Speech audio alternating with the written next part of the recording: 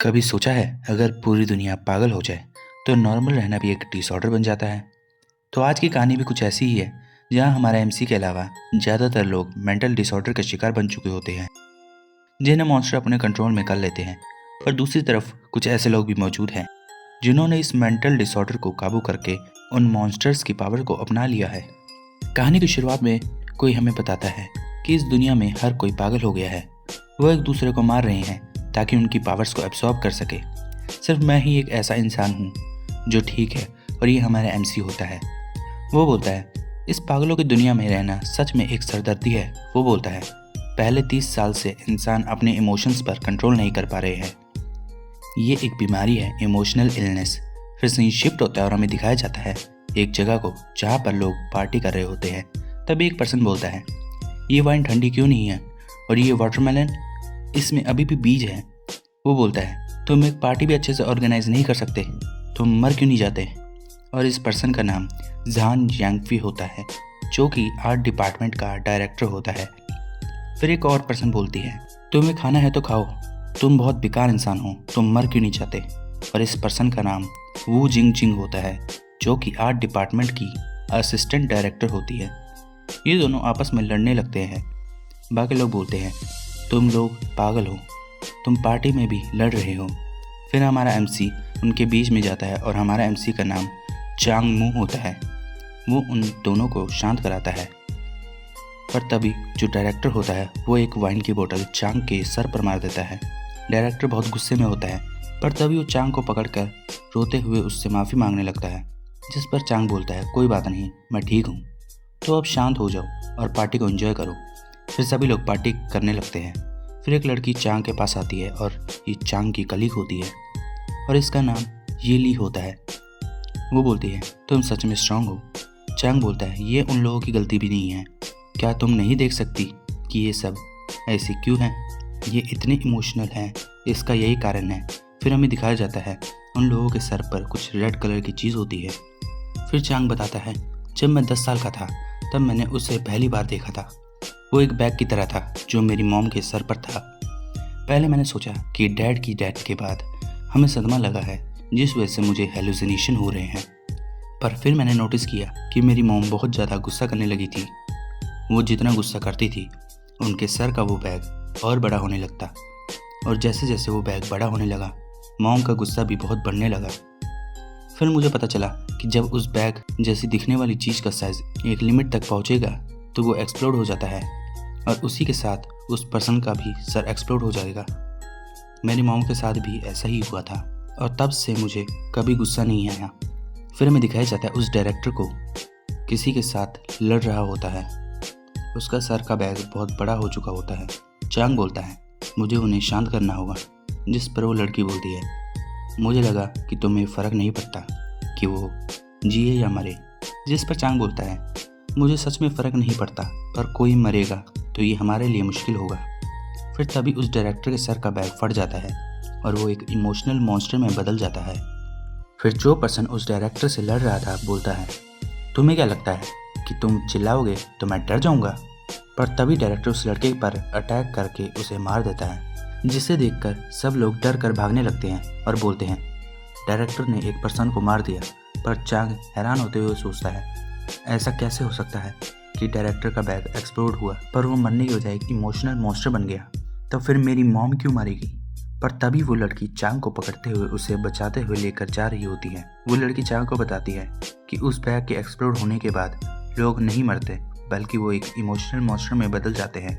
कई लोगों को इमोशनल मॉन्स्टर पूरी तरह से कंट्रोल कर लेते हैं, और वो लोग उन सुपर नेचुरल पावर्स को भी यूज़ कर सकते हैं जो कि इमोशनल मॉन्स्टर्स के पास होती है। फिर हमें दिखाया जाता है डायरेक्टर को, जिसका सर पूरी तरह से आग से लिपटा होता है। भागते हुए चांग उस लड़की से पूछता है, अगर ऐसा है तो मेरी मॉम क्यों मारी गई। जिस पर वो लड़की बोलती है, तुम्हें कुछ ही देर में पता चल जाएगा। फिर हमें दिखाया जाता है डायरेक्टर को, जिसका अचानक से सर एक्सप्लोड हो जाता है। जिस पर सब लोग हैरान होते हुए बोलते हैं कि डायरेक्टर का सर एक्सप्लोड कैसे हुआ।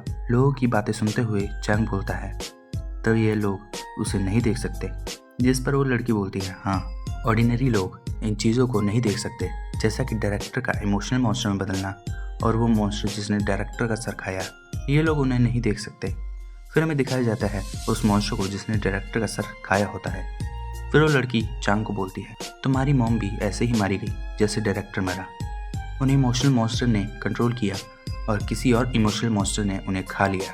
वो लड़की बोलती है, एक इमोशनल मॉन्स्टर अपने मास्टर पर लिंक होता है, तुम उसे आसानी से ढूंढ सकते हो। फिर हमें दिखाया जाता है उस पर्सन को जिसका ये इमोशनल मॉन्स्टर होता है, जिसने डायरेक्टर का सर खाया था। शियाओ उस पर्सन को देखते हुए उस लड़की को बोलता है, ये पहले मेरा नेबर हुआ करता था। जिस पर वो लड़की बोलती है, तुम्हारा नेबर एक बड़ा आदमी बन चुका है। उसकी पब्लिक आइडेंटिटी वेव इंटरनेशनल के वाइस प्रेसिडेंट के रूप में है और वो अपने इमोशनल मॉन्स्टर को भी कंट्रोल कर सकता है। ये पर्सन गुस्से की इमोशनल इलनेस फैलाता है जिससे लोग अपना कंट्रोल खो बैठते हैं। फिर ये वेट करता है कि कब तुम एक इमोशनल मॉन्स्टर में बदलो, फिर वो उन्हें मारता और उनकी पावर को ले लेता। मेरे इन्वेस्टिगेशन के हिसाब से उसने सबसे पहले तुम्हारी मॉम को ही अपना शिकार बनाया था। फिर श्याओ उस टाइम को याद करता है जब उसकी मॉम मारी गई थी। वो लड़की बोलती है, तुम्हारी मॉम अचानक अपने इमोशंस को कंट्रोल नहीं कर सकी क्योंकि वो गुस्से के इमोशनल वायरस से इन्फेक्ट हो गई थी। वो बोलती है, तुम्हारी मॉम मारी गई क्योंकि इस पर्सन ने तुम्हारी मॉम के इमोशनल मॉन्स्टर को कंट्रोल किया और उन्हें खा लिया। तुम्हारी फैमिली बर्बाद हो गई सिर्फ इसकी वजह से। फिर श्याओ बोलता है, तो जो इमोशनल मॉन्स्टर में ट्रांसफॉर्म हो सकते हैं वही इसका टारगेट है, सही कहा ना, क्योंकि उसे उनकी पावर्स चाहिए। जिस पर वो लड़की बोलती, हाँ ऐसा ही है। फिर श्याओ जाने लगता है और बोलता है, मुझे कोई इमोशनल इलनेस नहीं है और ना ही मैं एक इमोशनल मॉन्स्टर में ट्रांसफॉर्म हो सकता हूँ, तो मैं उसका शिकार नहीं हूँ। जिस पर वो लड़की बोलती है, तुम जा रहे हो, तुम रिवेंज नहीं लेना चाहते, उसने तुम्हारी मॉम को मारा है। जिस पर श्याओ उसे बोलता है, उस पर्सन के पास सुपर नेचुरल एबिलिटीज़ हैं और वो एक बार में ही किसी को भी मार सकता है, तो मैं अपनी लाइफ को रिस्क में नहीं डालना चाहता। फिर श्याओ वहाँ से जाने लगता है, पर तभी वो लड़की पीछे से बोलती है, तुम अपने आप को इल्यूजन में कैसे रख सकते हो कि तुम बीमार नहीं हो। जिस पर श्याओ रुकता है और बोलता है, तुम्हारे कहने का क्या मतलब है। जिस पर वो लड़की बोलती है, मेरे कहने का मतलब है कि तुम ही हो जो सबसे ज़्यादा बीमार है। और फिर हमें दिखाया जाता है कि श्याओ के सर पर भी वही बैग होता है और वो बैग बहुत ज़्यादा बड़ा होता है। फिर वो लड़की बोलती है, लियो का शुरू से ही शिकार तुम थे। वो पर्सन जिसके बारे में उसने सोचा था कि ट्रांसफॉर्म होगा वो भी तुम ही थे। वो पर्सन जिसे वो बहुत टाइम से खाना चाहता था वो भी तुम ही थे। फिर श्याओ के कंधे पर कोई हाथ रखता है तो ये वही पर्सन होता है जिसने श्याओ की मॉम को मारा था और इसका नाम ही लियो होता है। वो बोलता है, बहुत टाइम बाद मिले हो श्याओ, तुम बहुत बड़े हो चुके हो। जिस पर श्याओ बोलता है, मुझे माफ़ करना, आपने गलती से मुझे कोई और समझ लिया। लियो बोलता है, क्या तुम मेरी एक मदद कर सकते हो। फिर लियो श्याओ को किक मारता है और हंसते हुए बोलता है, क्या तुम मेरे लिए थोड़ा गुस्सा हो सकते हो। उसकी किक की वजह से श्याओ पीछे जाकर गिरता है। लोग बोल रहे होते हैं, अभी डायरेक्टर के साथ एक इंसिडेंट हुआ और ये बंदा यहाँ आकर एक और ट्रबल क्रिएट कर रहा है। फिर वो लड़की श्याओ के पास आती है और उसे उठाने लगती है और बोलती है, क्या तुम ठीक हो। जिस पर श्याओ भी बोलता है, हाँ मैं ठीक हूँ। फिर लियो बोलता है, फ़र्क नहीं पड़ता कि मैं उसे कितना मारूं, वो गुस्सा नहीं होता। देखने से लगता है तुम उन लोगों में से हो जिन्हें अपने आप से कोई फ़र्क नहीं पड़ता। फिर लियो अपनी पावर को यूज़ करता है और श्याओ के कलीग्स को चलाने लगता है, जिस वजह से लोग भागने लगते हैं और बोलते हैं, शायद ये गैस लीक है, पुलिस को कॉल करो। उन्हें ये नहीं दिखता कि ये सब कौन कर रहा है क्योंकि नॉर्मल ह्यूमंस को मॉन्स्टर्स नहीं दिखते।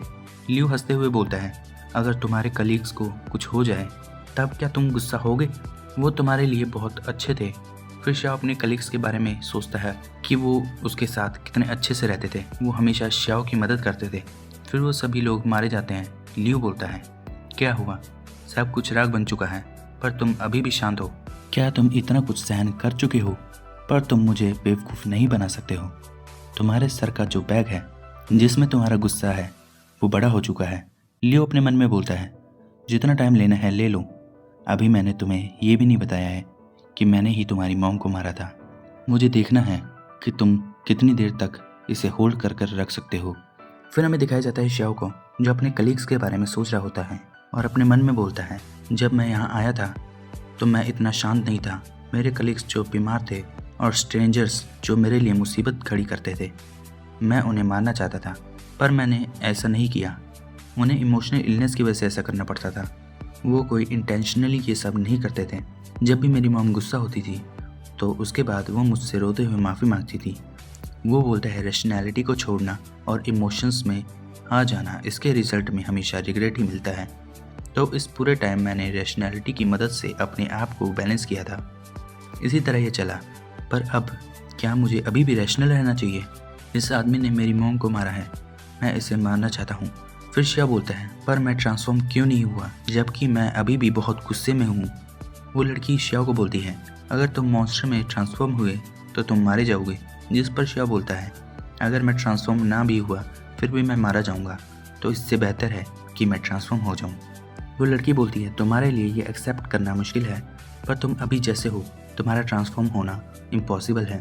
फिर हमें दिखाया जाता है लियो को, जो बोलता है, तुम अभी भी खुद से ही बातें कर रहे हो, क्या तुम अभी भी खुद को समझाने की कोशिश कर रहे हो कि तुम बीमार नहीं हो? फिर लियो शियाओ पर अटैक करने के लिए आगे बढ़ता है। उसकी बातें सुनते हुए शियाओ हैरान होते हुए बोलता है, क्या खुद से बातें करना? फिर वो हैरान होते हुए उस लड़की की तरफ देखता है, तो उस लड़की का अपीयरेंस धीरे धीरे करके चेंज होने लगता है। वो बोलती है, तो तुमने आखिरकार पता लगा ही लिया, ठीक है, अब मैं तुम्हें और परेशान नहीं करूँगी। वो बोलती है, असल में स्टार्टिंग से ही सिर्फ तुम ही मुझे देख सकते थे।